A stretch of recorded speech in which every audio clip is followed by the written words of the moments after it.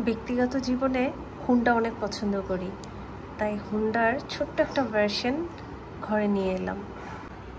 পায়ে চলা রিক্সাগুলো এখন হয়ে গেছে সব অটো। একটা সময় এই রিক্সাগুলো ছিল নিরাপদ, সুন্দর আর কত রঙিন সাজে। আর এখন রিক্সার বেশে যে অটোগুলো চড়ে সেগুলোর অবস্থা অনেক খারাপ। ভয়ঙ্কর একটা সিচুয়েশন। অটোতে উঠলেই মনে হয় এই বুঝি জানটা হাতে নিয়ে উঠলাম। হয়তো আর কোনো দিন সেই নিরাপদ রিক্সা ফিরে আসবে না, কিন্তু মনে প্রাণে আশা করি ক্রিং ক্রিং শব্দে ফিরে আসুক সেই আগের রিক্সা। তাই রিক্সা কিনে নিলাম।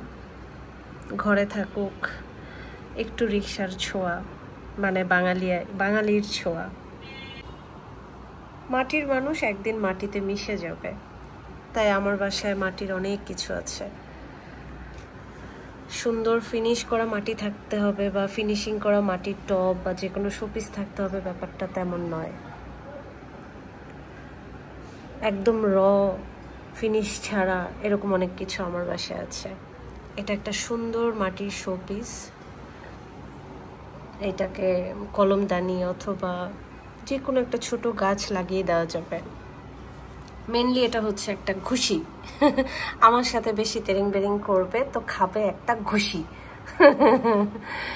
এই হলো একটা ঘুষি, ঘুষি ঘুষি ঘুষি।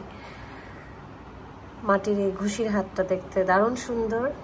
আর সেই সাথে এই রিক্সা, আর সেই সাথে আমার প্রিয় হুন্ডা, সব কিছুকে একসাথে একটা কর্নারে রেখেছি।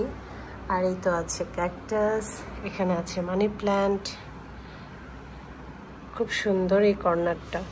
যখনই ড্রয়িং রুমে এসে বসি এই থিমটা দারুণ লাগে।